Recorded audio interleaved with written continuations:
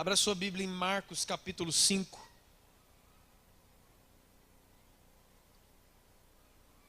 Marcos 5. É uma das passagens muito conhecidas, amém? Muito conhecidas. Mas eu quero observar essa passagem de um outro ângulo. Marcos capítulo 5, Evangelho de Marcos capítulo 5.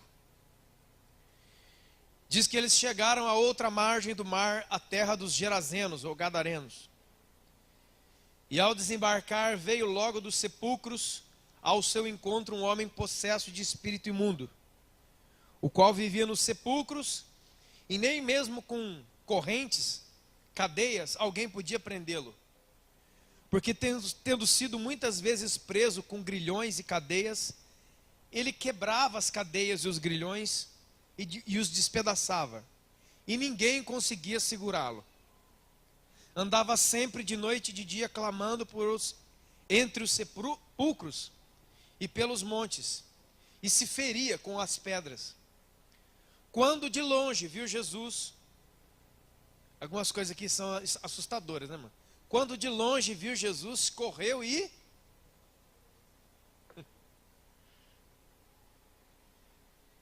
exclamando com alta voz: que tenho eu contigo, Jesus, Filho do Deus Altíssimo? Conjuro-te por Deus, que você não me atormente. Porque Jesus disse a ele: espírito imundo, sai desse homem. E perguntou a ele: qual é o teu nome? E ele respondeu: meu nome é Legião, porque somos muitos. E pediu encarecidamente que Jesus não os mandasse para fora daquele lugar, ou país. E pastava ali pelo monte uma grande manada de porcos, e os espíritos imundos pediram a Jesus, dizendo: não nos manda para fora desse local, manda-nos para os porcos, para que nós possamos entrar neles. E Jesus assim permitiu. Então, saindo os espíritos imundos, entraram nos porcos, e a manada, que era cerca de 2.000 porcos, se lançou, se precipitou despenhadeiro abaixo, para dentro do mar, onde todos se afogaram. Os porqueiros fugiram e anunciaram na cidade e pelos campos o acontecido. Então saiu o povo para ver o que aconteceu. Indo ter com Jesus, viram o endemoniado, aquele que tinha uma legião, sentado, vestido e em perfeito juízo, e temeram. Os que haviam presenciado os fatos contaram-lhes o que acontecera ao endemoniado e também aos porcos, e começaram então a pedir a Jesus que fosse embora da terra deles. Amém? Pode sentar.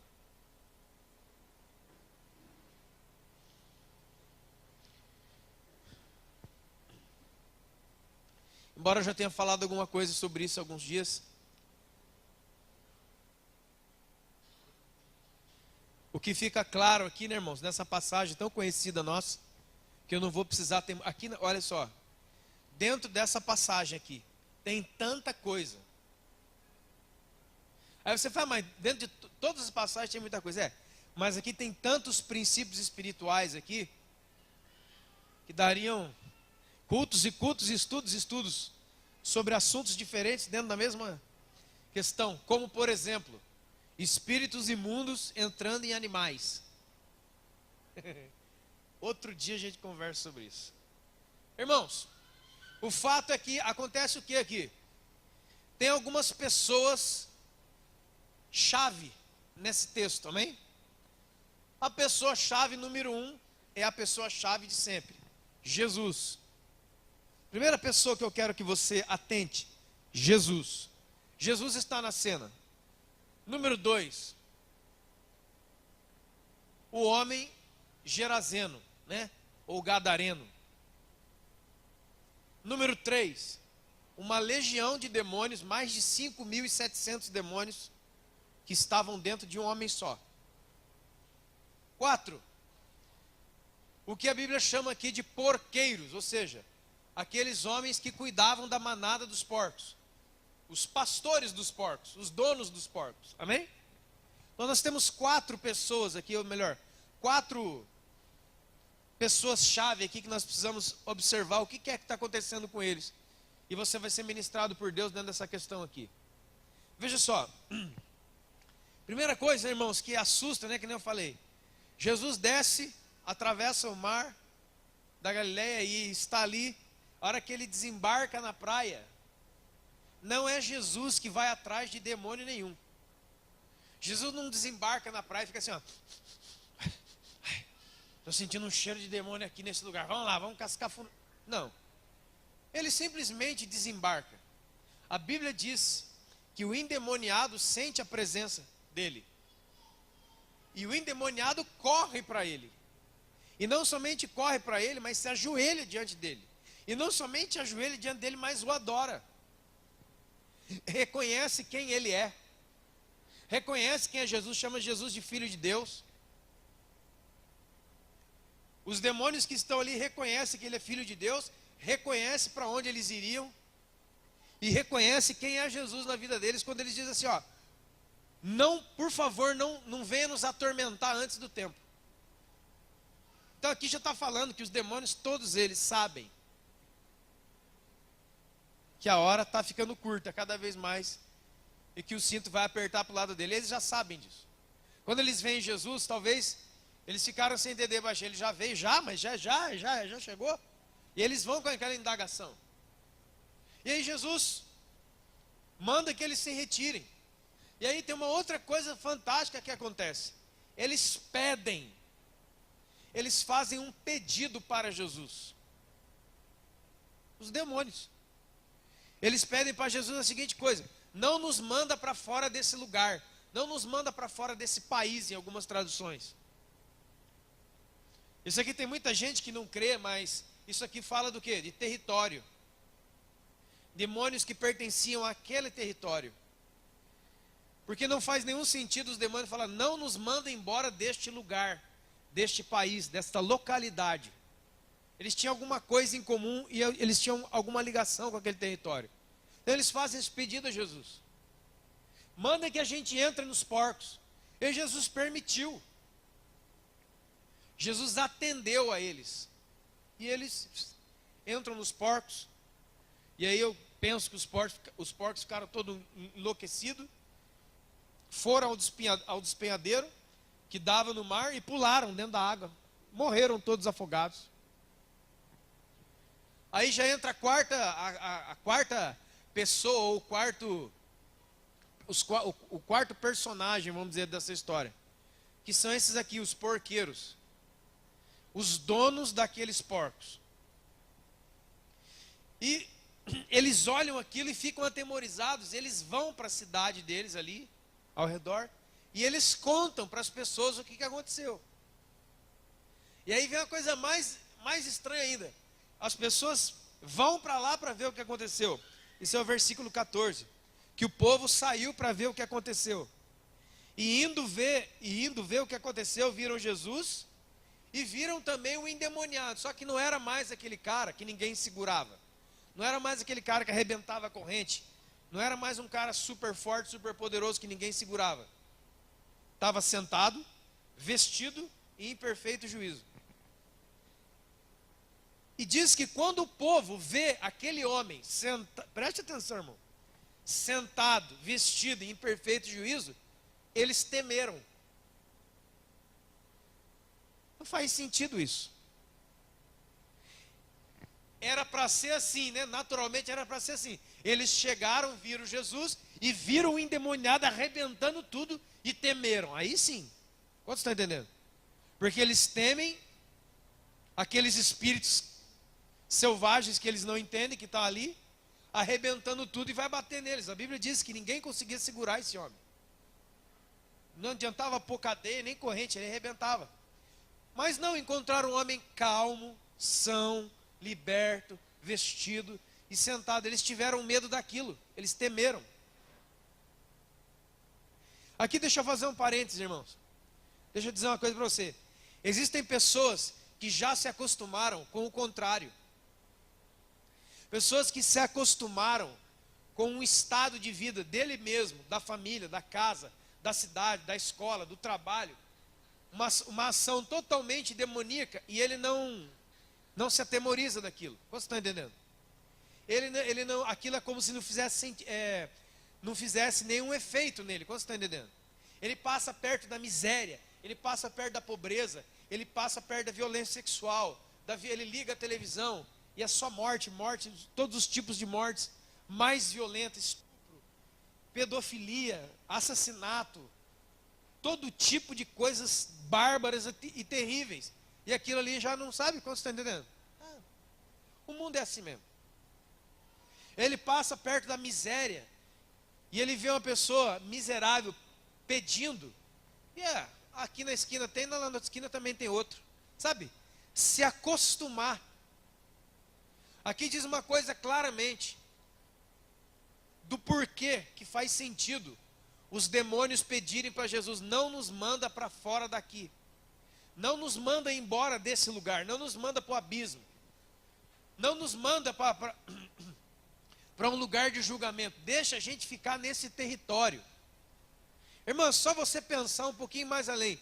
Quando é biblicamente que os demônios desejam estar em um lugar? Quando ali tem todo tipo e qualidade de legalidade para ele. Quando ali eles estão sendo bem tratados. Quando você está entendendo, irmão? Quando ali está tudo tá de boa. Essa terra dos gadarenos aqui, essa terra dos gerazenos aqui, o pessoal até gosta da gente. Porque tinha um cara endemoniado lá, há sei lá quanto tempo, e eles viviam a vida deles o quê? Normal. É só não passar perto dos montes, é só não passar perto lá do cemitério, que ele está lá. Mas vamos aqui, vamos trabalhar aqui, vamos cuidar dos nossos porquinhos, vamos cuidar da nossa horta, vamos cuidar da nossa vida. A nossa terra está cheia de demônio, mas você está entendendo, irmão? Vamos aí, vamos tocar aí. E você vai ver que vai fazer sentido. O povo chega ali e eles não se alegram, não tem nenhuma menção aqui, ó. Olha o verso 16. Aqueles que haviam presenciado os fatos contaram a eles o que acontecera ao endemoniado e aos porcos. E depois? E eles começaram a pedir para Jesus: vai embora da nossa terra. Irmãos, enquanto Jesus chegou para expulsar os demônios, eles estavam querendo expulsar Jesus. Quantos estão entendendo? A hora que, presta, isso aqui não faz sentido, irmão. A hora que eles olham e vê o homem liberto, são, vestido, em perfeito juízo, Jesus ali, eles olham não para Jesus. Preste bem atenção, irmão. Os demônios estavam no homem. Quando Jesus desembarcou lá embaixo, os demônios correram para Jesus, ajoelharam diante de Jesus, adoraram Jesus e reconheceram Jesus, amém? Quando chegou os seres humanos, nem fizeram conta de quem Jesus é. Você está entendendo, irmãos? Nem fizeram conta. Eles olharam para quem? O endemoniado e para os porcos. Jesus estava ali, cara. Em nenhum momento diz que nem os donos dos porcos, nem a população reconheceu Jesus, agradeceu Jesus, adorou Jesus, cumprimentou Jesus. Jesus para eles não era como se fosse nada. Como você está entendendo? Você está entendendo o que eu estou dizendo? Existem N pessoas e N situações onde a gente se torna tão insensível que a gente não é mais capaz de reconhecer a presença de Jesus. Não é mais capaz de reconhecer os benefícios que Jesus nos dá. A palavra de Deus diz em Tiago, irmão, que até os demônios creem e tremem. Muitas vezes, muitos de nós, nenhum e nem outro. É engraçado quando você vê, irmãos, as passagens da Bíblia que fala que Jesus estava nas circunvizinhanças, ele estava fazendo algum milagre, ele estava pregando alguma palavra, ele estava fazendo alguma coisa. O que acontece? Sempre a presença dele é notada. Sempre alguma coisa acontece. Agora é estranho quando esses seres humanos aqui chegam. Jesus não é nada. Jesus não é ninguém. Quantos estão entendendo isso aí? Amém? Agora olha só. As pessoas começaram a querer que Jesus fosse embora. Por quê? Porque deu um problema ali, irmão. Qual foi o problema? Qual foi o problema que foi enfrentado ali? Os demônios quiseram ir para os porcos. Amém? E Jesus permitiu que eles fossem para os porcos. Quando os demônios entraram nos porcos, os porcos se lançaram lá para baixo. Todos aqueles porcos, mais de 2.000 porcos, morreu tudo. Sabe o que significa isso, irmão? Prejuízo. Você está entendendo? Jesus deu prejuízo ali, irmão. Porque 2.000 porcos não sai barato. Chega no Natal aí, quem sabe disso, o negócio é feio. Você vai comprar um pernilzinho ali, o negócio é... Eram 2.000 porcos que se lançaram e morreram. Quem foi que mandou fazer isso? De quem é a culpa disso? Só pode ser desse tal de Jesus aí. Esse cara chegou para dar prejuízo para nós aqui. Ninguém percebeu o endemoniado que agora estava são.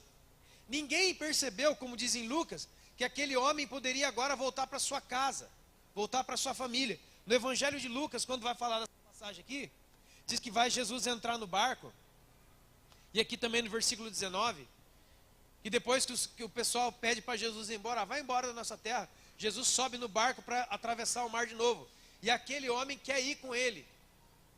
Preste atenção, verso 19, aquele homem quer ir com Jesus, ele foi liberto por Jesus, ele conheceu Jesus, ele conheceu o poder de Deus, ele conheceu a Cristo, ele foi curado e liberto, glória a Deus, que maravilha. E agora ele quer o quê? Ele quer andar com o seu Senhor, ele quer ser um dos discípulos. Quantos estão entendendo? Jesus não permite. Deixa eu falar uma coisa para você, nem sempre você vai sair no que você entende como uma caminhada com Jesus. É engraçado que alguns capítulos atrás, Jesus ainda estava sozinho, e ele ia passando na coletoria dos impostos, e ele chamou Levi, depois deu o nome de Mateus, para ser seu discípulo. Chamou Pedro, chamou Tiago, chamou João. Amém? Ele foi chamando os discípulos, ele foi chamando os apóstolos para estarem com ele. Agora esse homem falou, não, Senhor, o Senhor me libertou, o Senhor me curou, eu vou te seguir agora para onde o Senhor for. Jesus falou, não. Aqui tem uma coisa, irmão, todos nós que temos alguma coisa na cabeça, queremos seguir Jesus, amém? Mas nem sempre a maneira que você entende que vai seguir Jesus é a maneira que Jesus quer que você o siga. Jesus fala assim para ele, você não vai entrar no meu barco, você não vai comigo. Sabe para onde você vai? Você vai voltar para a sua casa, você vai voltar para a sua família. Você já passou anos e anos e anos endemoniado aqui no meio desse negócio. Você não vai comigo. Você vai voltar para sua casa e você vai mostrar para eles o que Deus te fez. E é nisso que você vai glorificar o meu nome. E diz que esse homem volta e depois ele prega em Decápolis inteiro lá. Ele prega para todo mundo. Ele se torna um homem obediente a Jesus. Ele se torna porque, irmão, quem é que anda com Jesus? Não é alguém que segue Jesus de perto, andando eu vou atrás. É alguém que obedece. É alguém que ama. Esse segue Jesus. Jesus era seguido por multidões e multidões. Sempre tinha um monte de gente ao redor de Jesus. Mas aquelas pessoas só seguiam o Jesus carne. Não seguiam o Jesus espírito. Não seguia o Deus que é espírito. Quantos estão entendendo? Porque eles não queriam obedecer a Deus. Eles queriam que tivesse mais pão, que tivesse mais peixe. Eles queriam ser beneficiados de alguma maneira. E depois que Jesus fizesse os milagres, vamos voltar para viver a nossa vida do jeito que a gente quer. Quantos estão entendendo? É lógico que Jesus faz milagres, mas nem sempre ele vai fazer. Porque ele analisa as coisas. E muitas vezes, irmão, é justamente o milagre a única coisa que não pode ser dada para você. Porque se der o milagre para você, estraga. Parece estranho, né? Mas é verdade. Parece estranho. mas é verdade. Tem gente que só presta quando está doente, quando você está entendendo? Porque quando ele está sãozinho, bonitinho, fortinho, com dinheiro no bolso, com carro, com moto, com casa, ele é um demônio em forma de gente. Quando você está entendendo isso, irmão? E aí Deus que é misericordioso para salvar a alma dele, arranca tudo que ele tem. Quando você está entendendo, irmão? Aí ele veio muitas vezes, eu quero que você ore para Deus me dar de volta. Deus falou, você pode orar, eu tenho direito de orar. Você também tem direito de orar. Mas Deus também tem o direito de ouvir ou não. Deixa eu falar uma coisa para você, irmão. Isso é verdade. A única esperança de transformação que algumas pessoas têm é perder tudo que ele tem. Porque enquanto ele tem coisas, ele é uma pessoa arrogante, maligna, faz mal para os outros e todos os tipos de coisas terríveis. E está ali.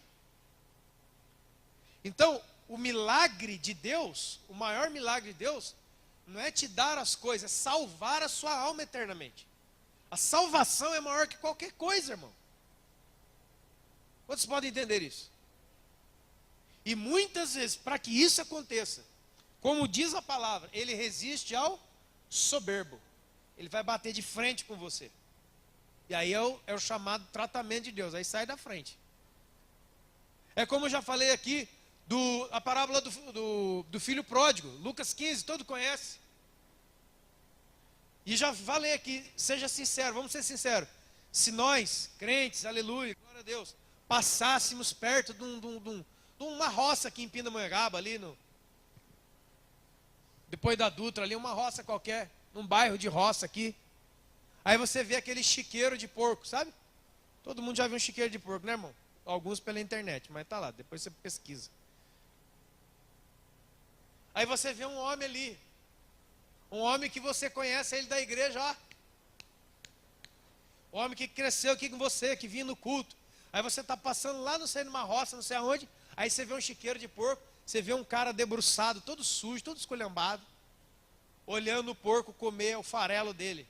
Seja sincero, qual que é o primeiro sentimento que vem do seu coração?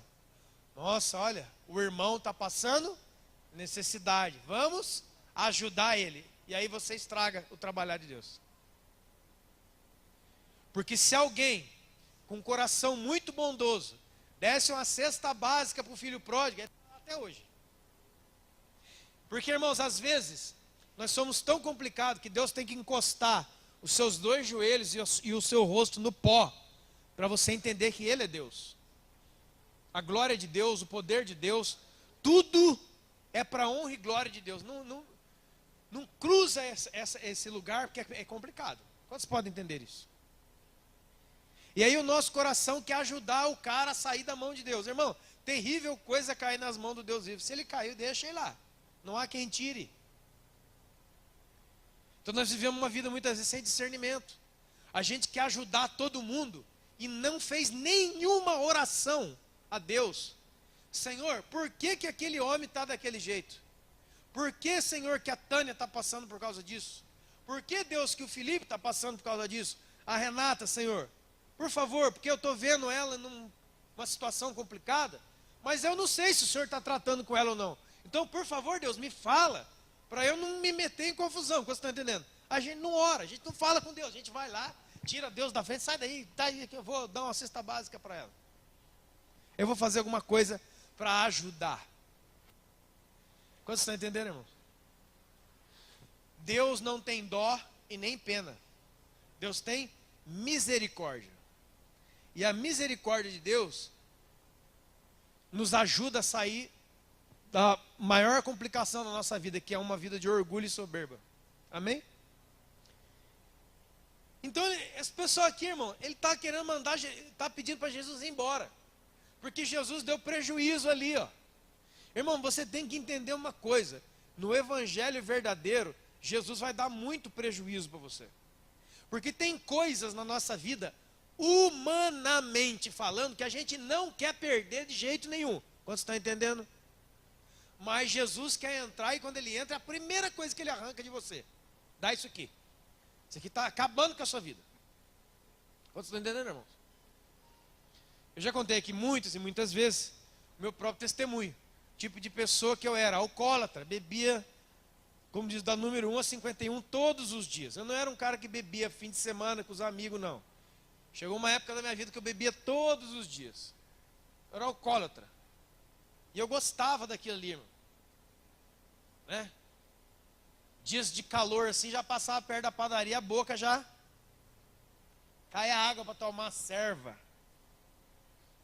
E depois que eu descobri que eu que tinha que ser servo. Não foi boa, Denise? Mas a gente vai tentando.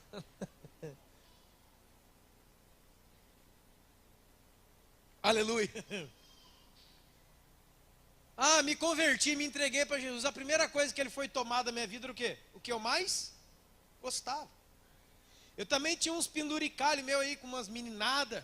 E as meninas aqui sabem do que eu estou falando, menina com menino e vice-versa. Esses negócios desses namoros da vida, essa bandalheira aí. Também gostava disso.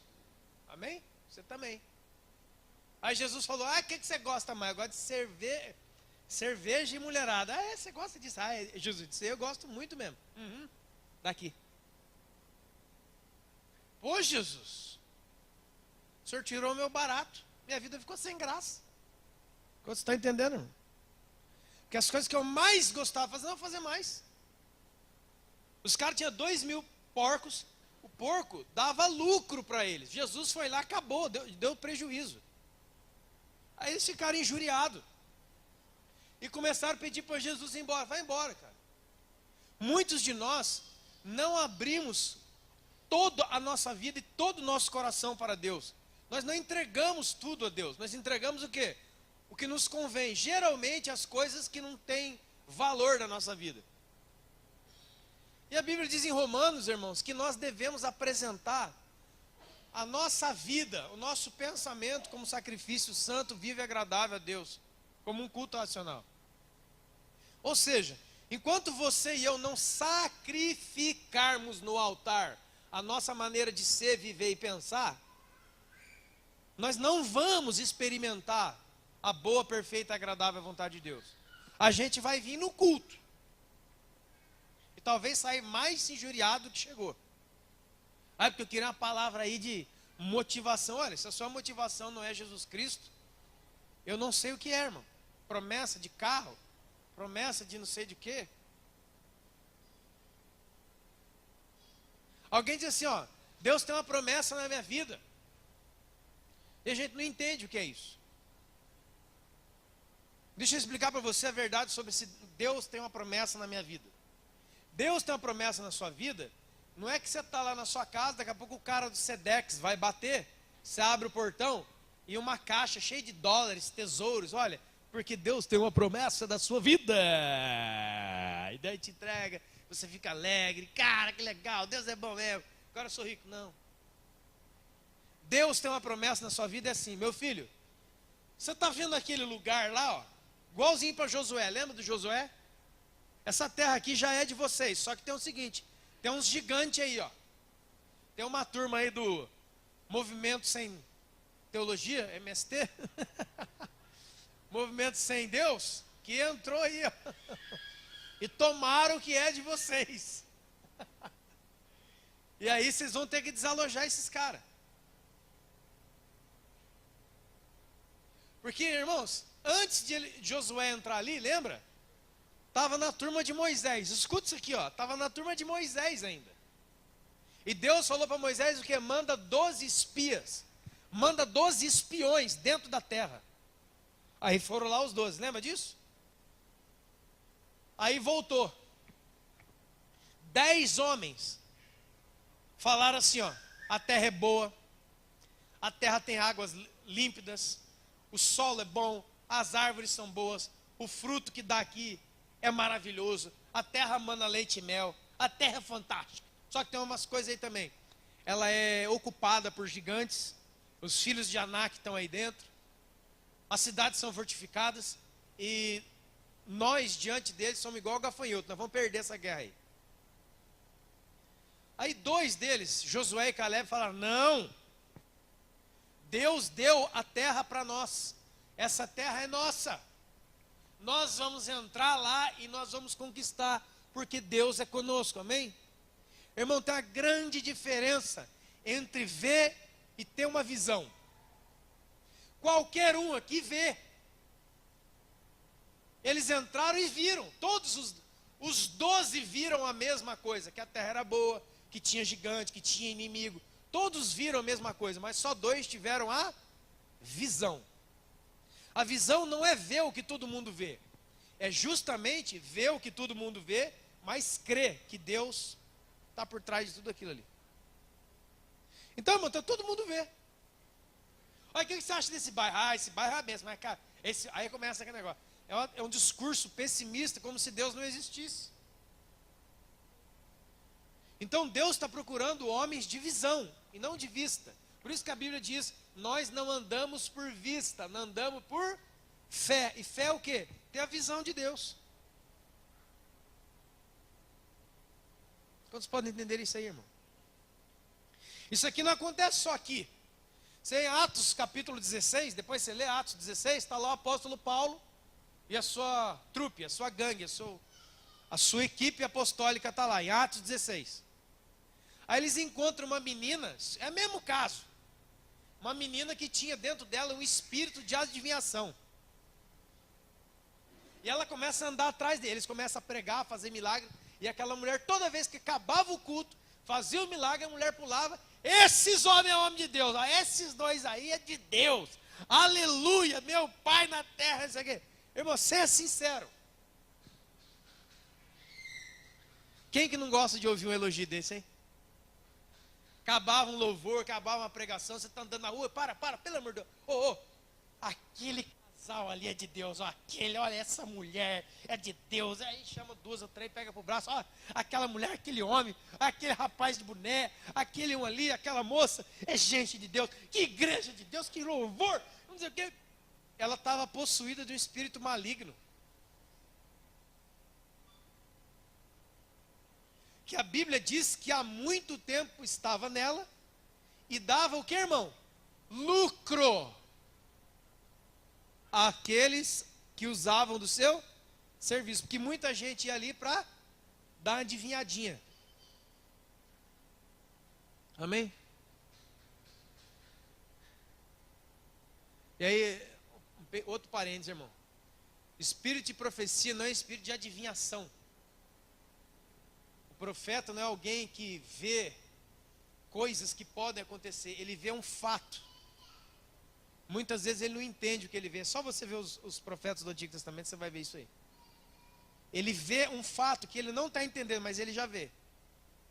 Por isso que os profetas muitas vezes do Antigo Testamento eram todos tristes e depressivos, porque eles viam e não entendiam. Depois você lê 1 Pedro capítulo 1 para você ver. Eles profetizavam acerca daquilo que eles nem entendiam. E os anjos que estavam em cima também queriam saber o que era.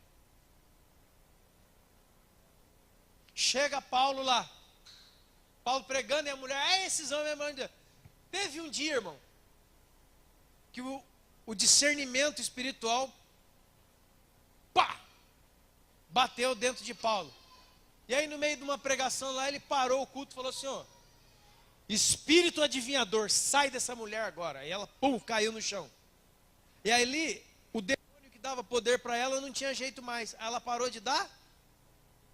O que o pessoal da cidade fez, irmão? Arrastou eles para fora da cidade, ó. Sai fora da nossa cidade. É igualzinho.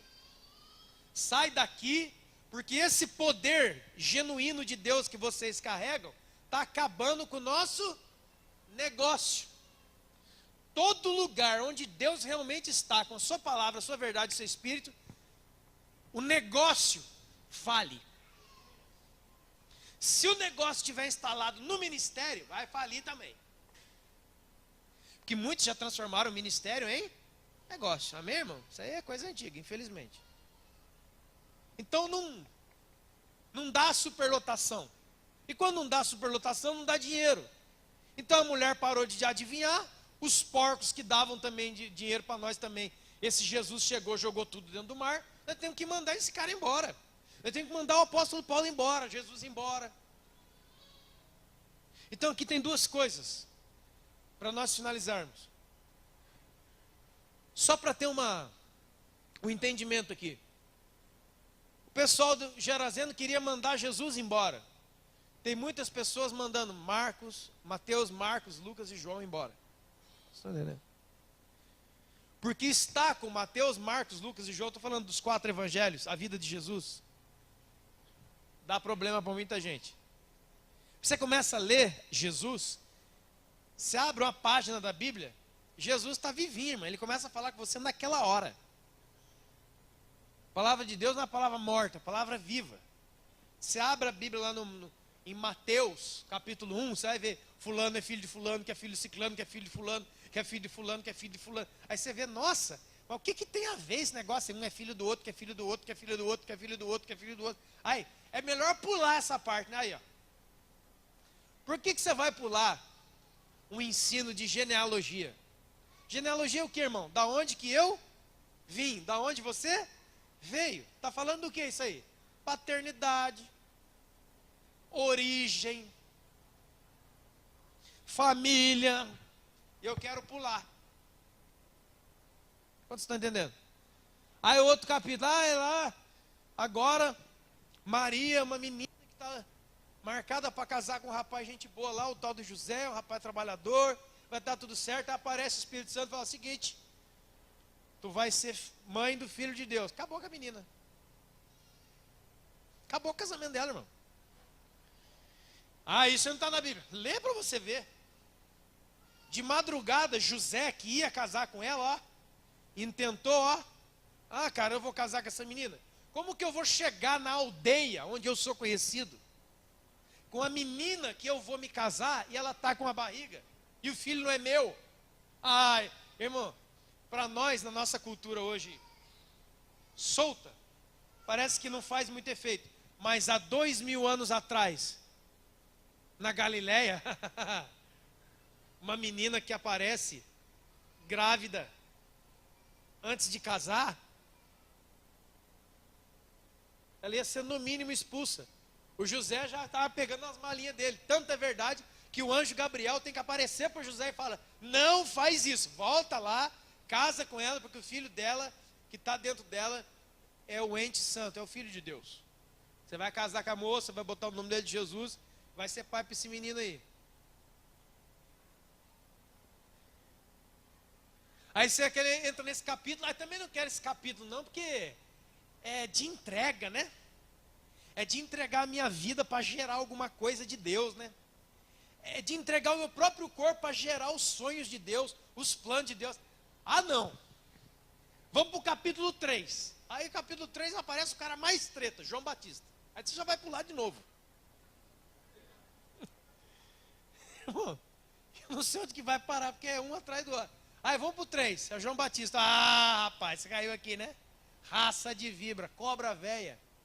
Cobra véia do inferno. Vocês estão querendo sair? Aí vamos para o capítulo 4. E aí vai embora. Onde estão os 4 evangelhos na sua vida, irmão? Onde está a história de Jesus viva na sua vida? Deixa eu fazer uma pergunta para você. Você lê a Bíblia? Você está lendo, irmão?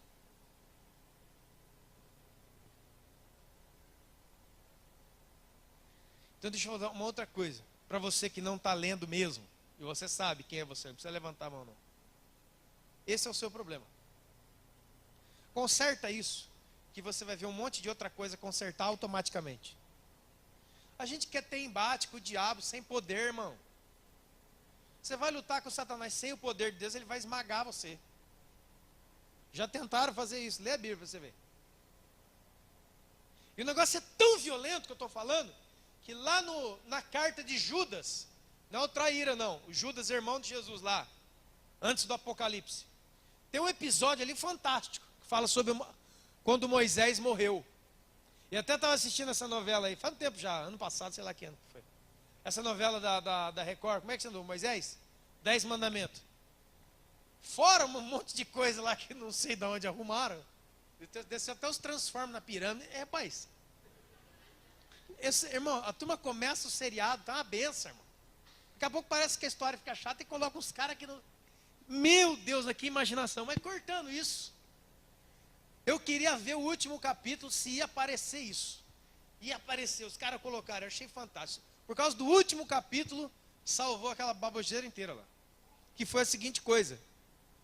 Quando Eleazar sobe, morre. Depois o Arão sobe, morre. E aí vem o Moisés. Agora chegou a vez de Moisés. Sobe o monte, Moisés. Aí Moisés...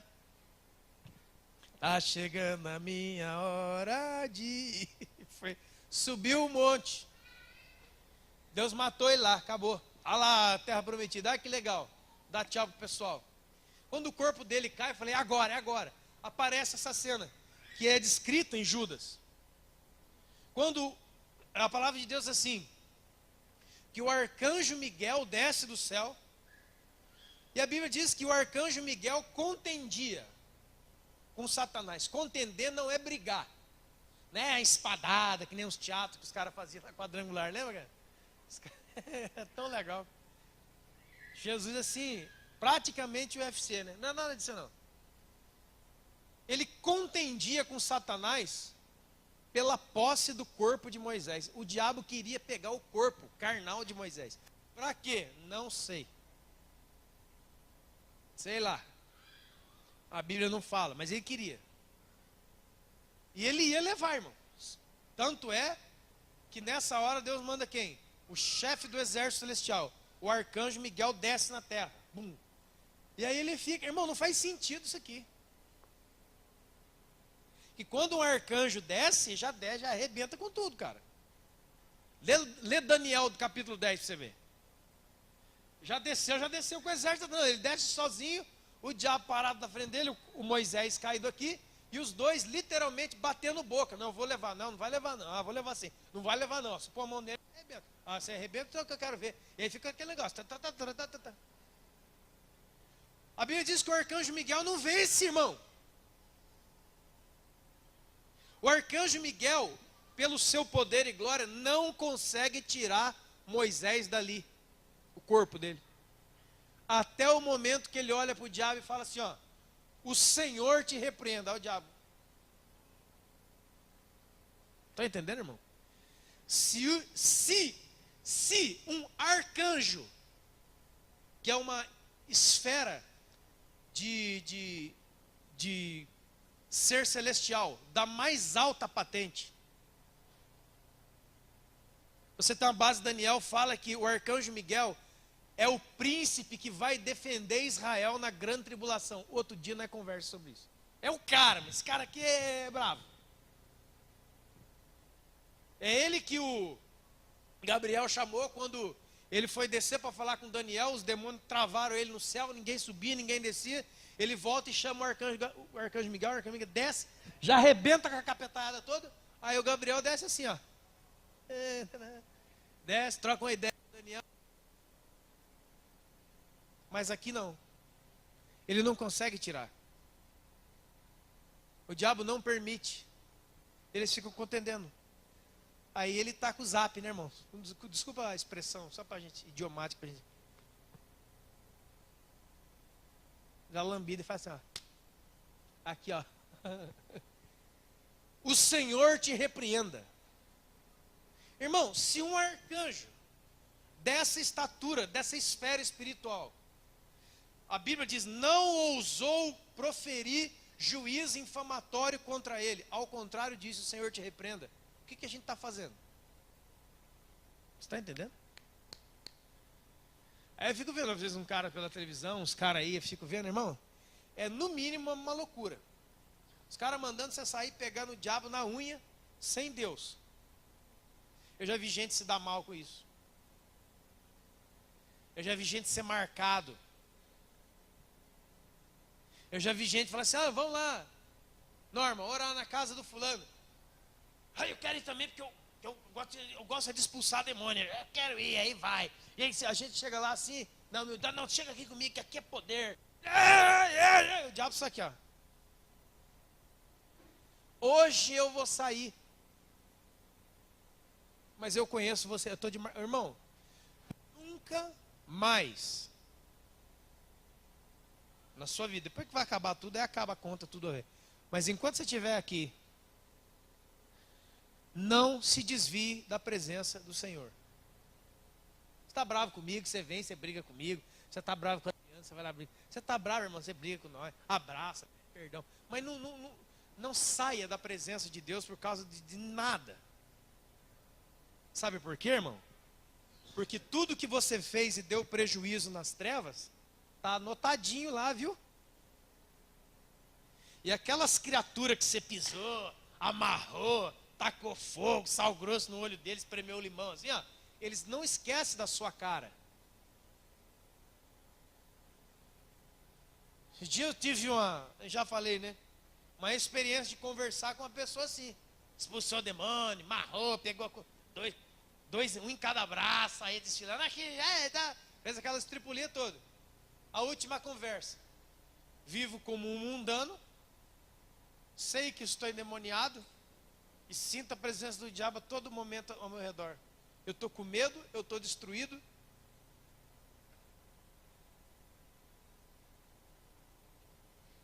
Então, irmão, as coisas dão certo e dão errado, a gente vai com Jesus até o fim, amém? Mas não sai da presença não, por causa de nada. Porque se você sai da presença de Deus, os caras em quem você pisou são informados imediatamente. E eles vão atrás de você com tudo que eles têm. Por isso muitos morrem e outros têm destinos terríveis. Quantos estão entendendo? Quando Jesus chegou, ele quebrou aquele sistema e isso irritou as pessoas. Cara, assim como Paulo fez também, ele quebrou o sistema que dava lucro. Ele quebrou aquilo ali. Você está lendo Paulo? Você tem lido as cartas, irmão, para a igreja? As cartas de Paulo, você tem lido? Você lê os evangelhos? Você lê as cartas de Paulo? Você lê a Bíblia? É a espada do Espírito, irmão. É a espada do Espírito. É o verbo. E a gente quer entrar na guerra sem nada na mão. Ei, irmão. Um cara uma vez falou para mim assim, irmão, eu já participei de muita loucura, por isso que eu estou falando para você. Eu acho que creio que eu já não dancei, porque Deus é misericordioso. E talvez muitos aqui, que eu já entrei em cada uma, irmão. Ixi. Eu já entrei em cada missão que eu vou falar para vocês, porque hoje eu me arrependo. Mas ó,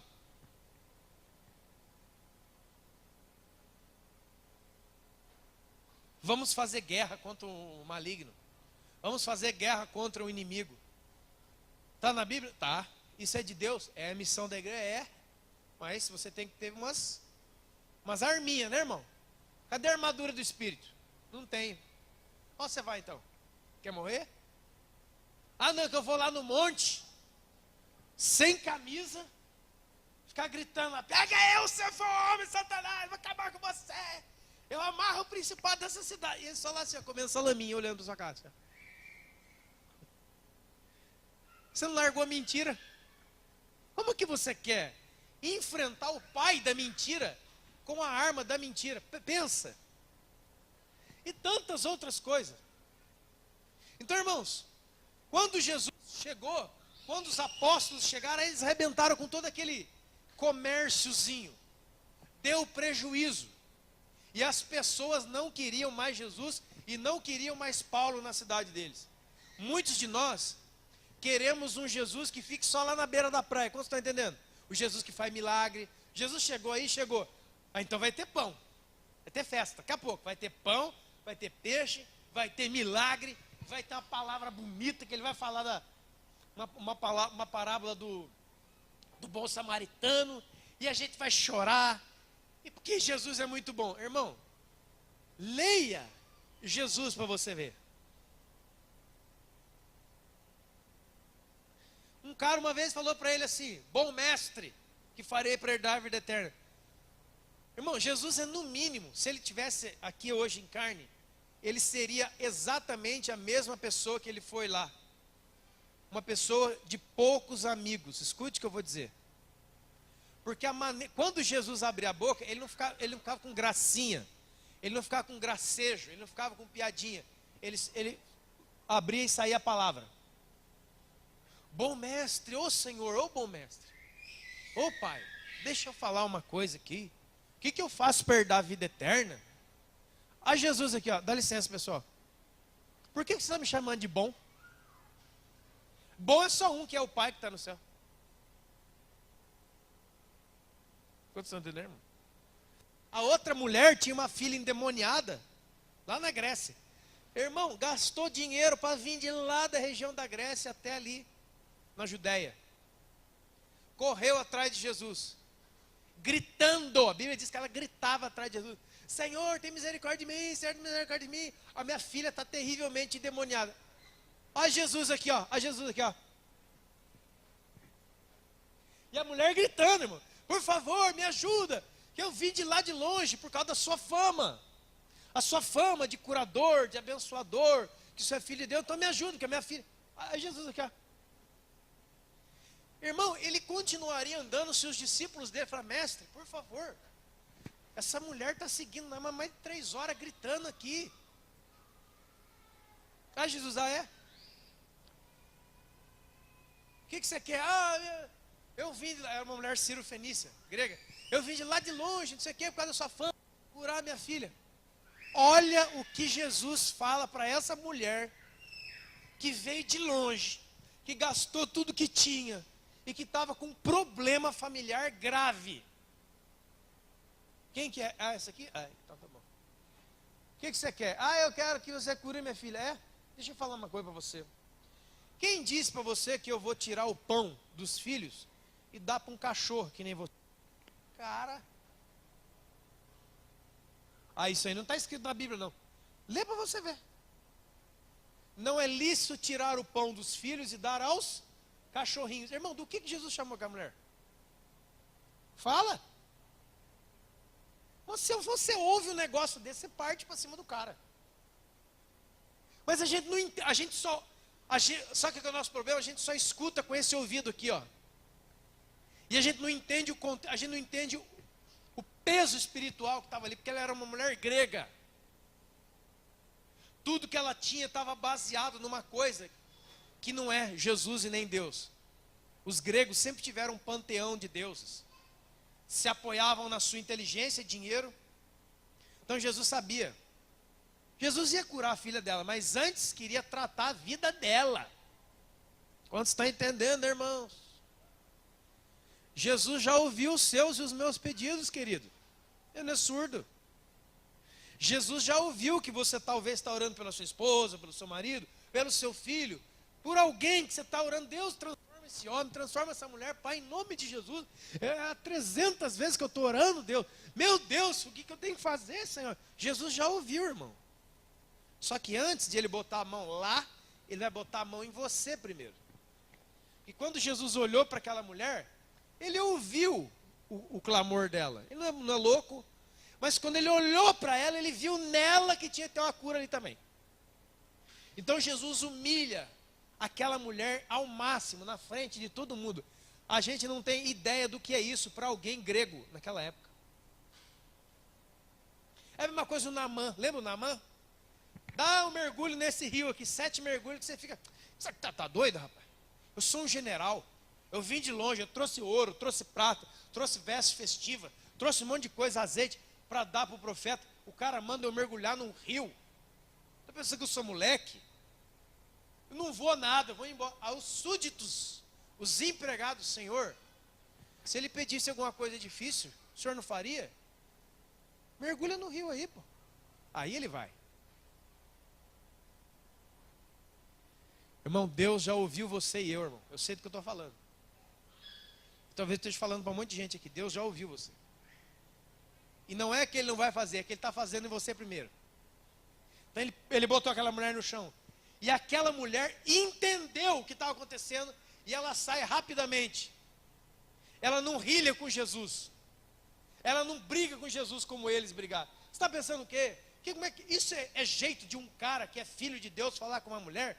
O que é isso? Eu vou embora. Que é? Um homem desse falar um negócio desse num culto desse? Que é isso? Aqui não volto mais. Sabe essas coisas? A mulher não. A mulher falou assim: é verdade, Senhor, mas até os cachorrinhos comem da migalha que cai da mesa do seu dono. Jesus, pronto, já foi curada. Mulher, grande é a tua fé. Pode ir que a sua filha já está curada. Pode ir.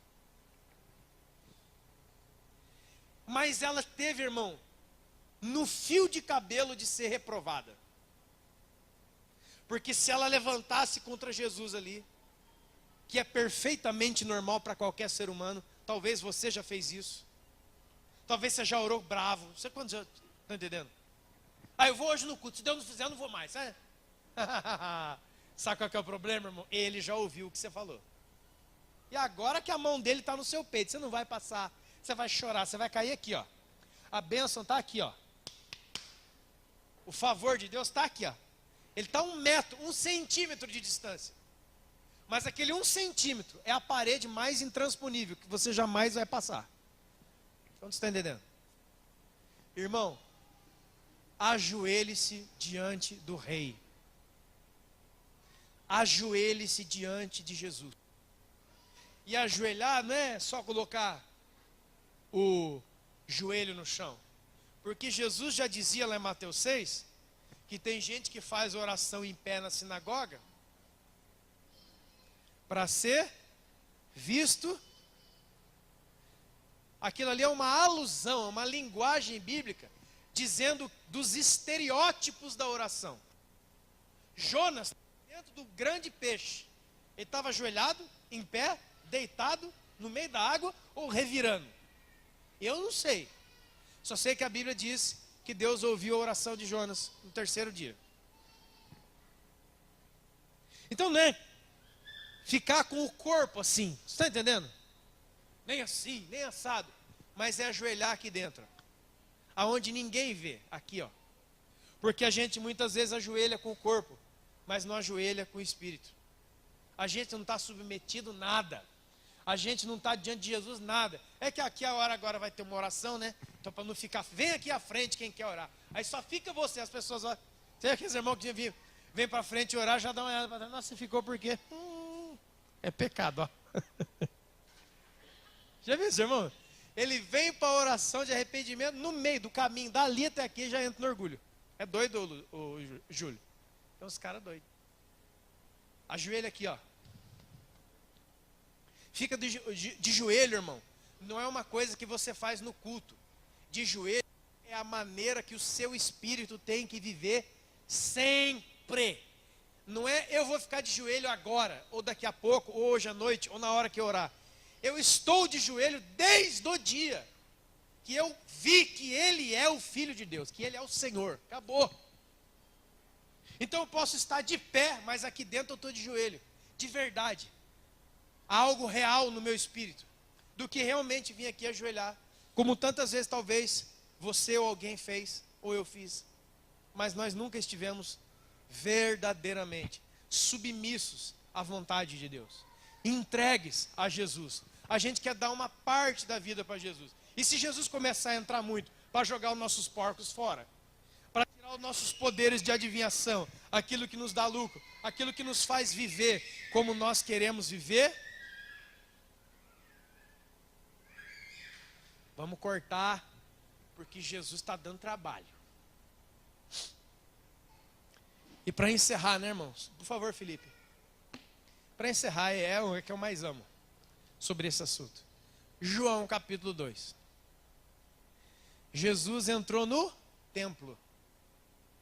Poucas vezes a Bíblia diz que Jesus estava no templo ou na sinagoga. Ele estava mais pela rua, pelas praças. Algumas vezes ele foi na sinagoga e no templo. Irmão, todas as passagens onde Jesus entra no lugar de religião, dá um problema violento.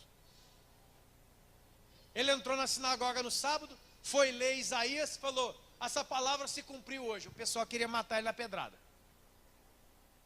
Outro dia ele foi na sinagoga, e a pessoa fazendo casinha com ele, aquela casinha, assim, ó, vem cá você, abre a roda aí. Você que tem a mão mirrada, aquele homem não podia estar ali. Alguém doente, alguém mutilado não pode estar entre a sinagoga, não pode entrar ali. Aquele homem vivia ali por anos com a mão mirrada, defeituosa, mas ele escondia no talite, ele escondia no meio das vestes. Quantos de nós estamos nas nossas reuniões com a sua mãozinha? Está entendendo o que eu estou falando, irmão? Com a sua mãozinha escondida. Aquela coisa que não pode, está aí. Você não põe para fora. Até que Jesus chega, né, irmão? Porque o lugar onde está o Espírito de Deus, não há nada oculto que não venha a ser, nem encoberto que não venha a ser descoberto. Amém? Não expulse Jesus da sua vida. Convida Ele.